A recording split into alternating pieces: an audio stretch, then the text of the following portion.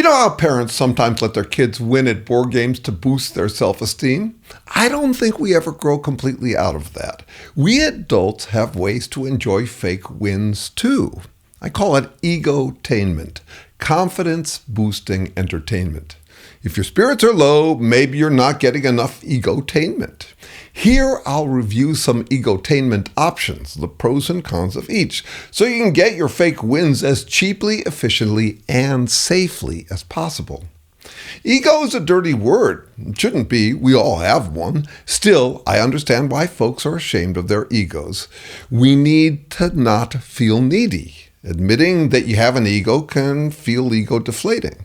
Some folks get an ego boost by acting like egotism is beneath them, posing as selfless and gossiping scornfully about other people's egomania.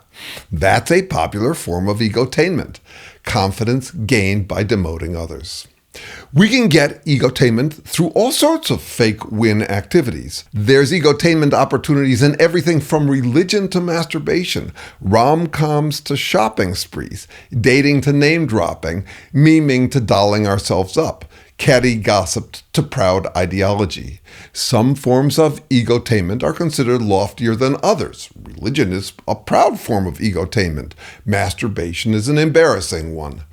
I aim to demote the highfalutin ones to an elevated level I hold for all of them.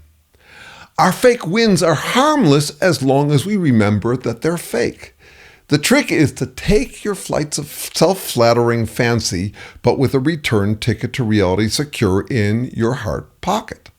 It's not how far out you go. What matters is that you remember to come back to reality after. Whether it's church or porn, the trick is to zip up after and not let the fake wins go to your head. Okay, here's a sampling of popular egotainment options. Public events. From Trump rallies to death metal concerts, from religious services to sporting events, people get their rocks off reveling in the fake win of fictional tribal exceptionalism.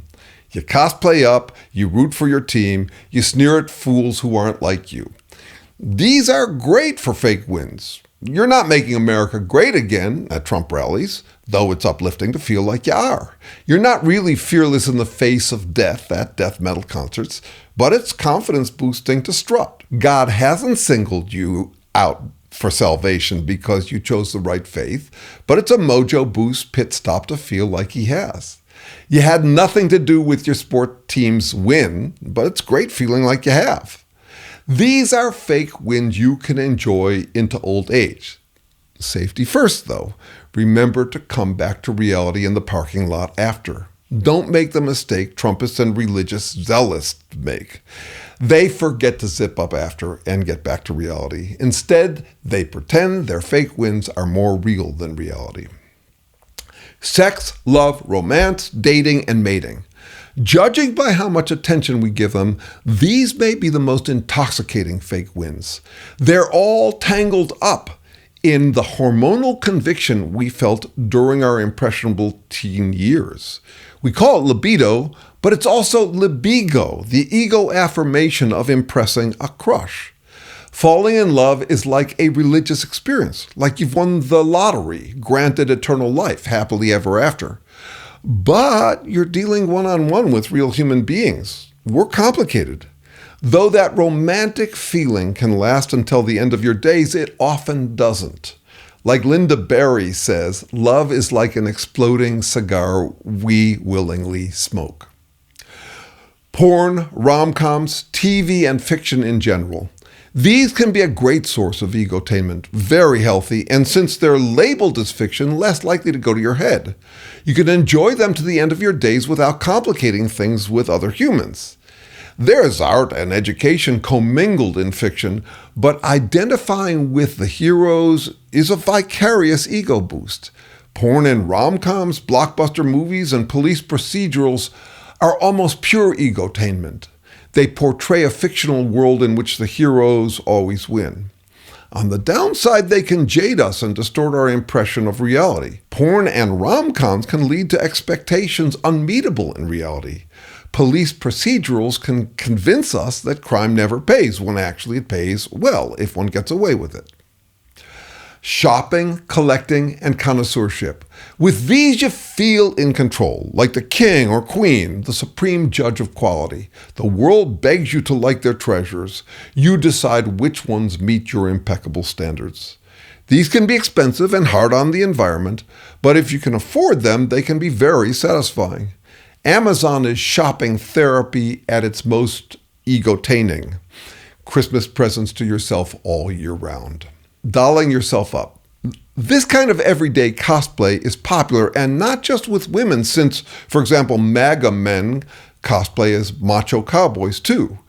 These dress-up fake wins fade with age, but at least we had our day in the sun before it left us wrinkled.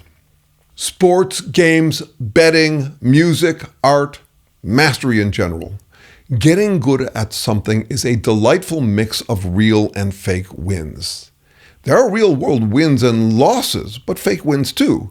Like in video games, giving yourself the convincing impression that you're a heroic soldier from the comfort of your couch. Some sports are not sustainable past your prime. An 80-year-old isn't likely to be able to egotain themselves playing tackle football.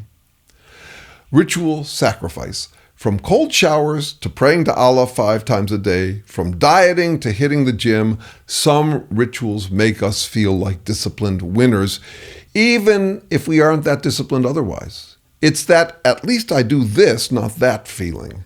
Sometimes ritual self-discipline spreads from the ritual sacrifice to other domains. For example, starting the day with a cold shower that leads to a self-disciplined day. And sometimes it's a substitute for other self-discipline, like you already done your duty. Belief, ideology, and faith. A lot of what passes for wisdom is actually egotainment, a way to feel as though one has solved reality once and for all, and therefore is in a position to tutor the world on how it is and should be. Your truth could be anything. It could even be that death metal smugness that we're all doomed and you're the only one brave enough to admit it. But there's a special buzz from utopian ideologies, like you've caught the rare express train to happily ever after, so you can just kick back and relax, unlike those losers out there who don't agree with you. This can be a delightful form of egotainment that can last a lifetime. Of course, it's also dangerous because no, you haven't solved reality. Still, it can be a great gateway drug to humble curiosity, milder highs from gaining insights and wisdom bit by bit. This list is incomplete and imperfect. I offer it mostly as an invitation to inventory where you get your egotainment and to consider whether you're getting a healthy, efficient, safe mix of fake wins, the kind that we all need, given how stressful our lives can get. Hey, thanks for wondering with me. Like, subscribe, comment, and one more. Email me for a free trial half-hour strategic consulting session. Not bottomless psychotherapy or pep talk coaching, but cut to the chase, help navigating your next moves on anything, but especially on getting your mind back from some nagging doubt or some jerk who keeps jerking you around. Thanks.